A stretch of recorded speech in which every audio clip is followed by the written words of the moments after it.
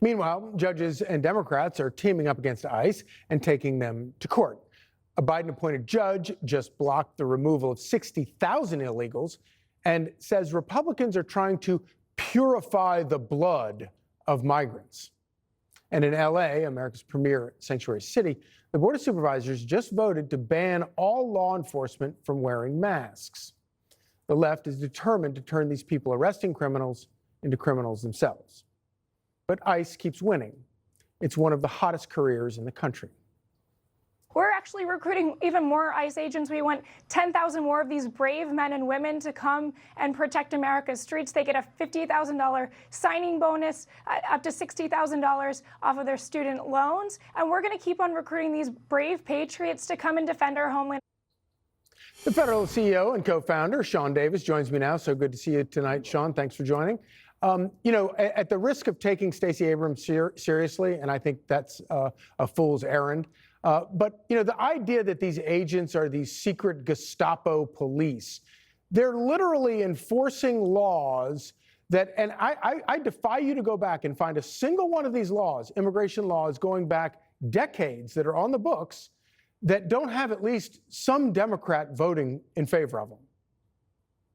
That's right. I mean, we used to have Barack Obama campaigning when he first ran for president on border security. Bill Clinton campaigned on border security. They voted for a wall back in 2007. That's right. And this idea that somehow it's a secret police force hunting people down.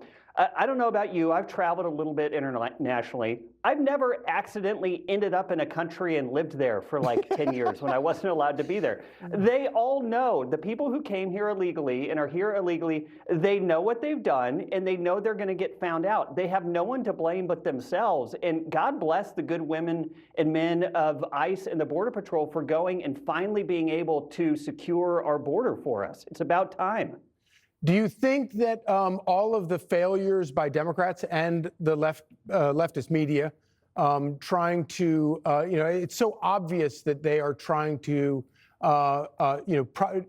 propaganda their way out of this. Do you think that people see through it? Do you think average Democrat-leaning voters see through it? Oh, I think all the voters see through it. When you look at the polling numbers, a border wall is wildly popular. It's popular among Democrats and independents and obviously Republicans. The same goes for deporting illegal immigrants. These are something that large majorities of people oppose. And I guess what I'm confused by is, given the popularity of this stuff, why are Democrats so hell-bent on making sure everyone knows they're against it? Yeah, they seem to just be insistent on shooting themselves in the foot, and it makes no sense. So I think it was 2006 or 2007, I can't remember which, when you had Hillary Clinton and Barack Obama both voting for a completely border-long wall. It was a physical barrier, a physical fence going on. What changed? What was the dynamic that made them decide that it was better to take this unpopular position and, as you say, never come off it? Well, I think part of it was demographics. I think part of it was identity politics, where at some point in the mid-2000s, the Democrat Party decided it was not going to be for the union man. It was not going to be for the middle class.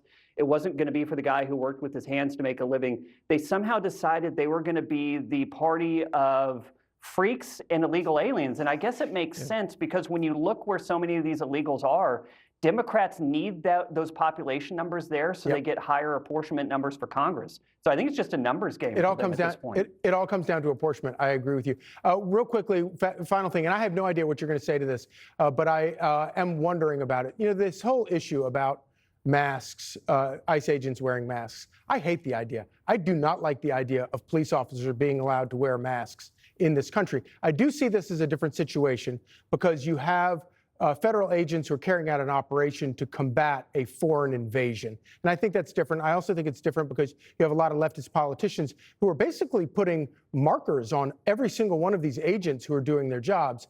But I really hate the idea of officers in this country wearing masks. Yeah, I tend to agree with you. I talked to a senior DHS official earlier today who said attacks on ICE and DHS personnel are up 830%. They're being doxxed. Their families are being terrorized. So knowing those facts, I understand why these people are wanting to wear a mask, because they don't want their own families targeted. But generally, I'm with you. I think they should be out in the open. Yeah, absolutely. Sean Davis, thank you so much for joining us. Thank Great you. to see you.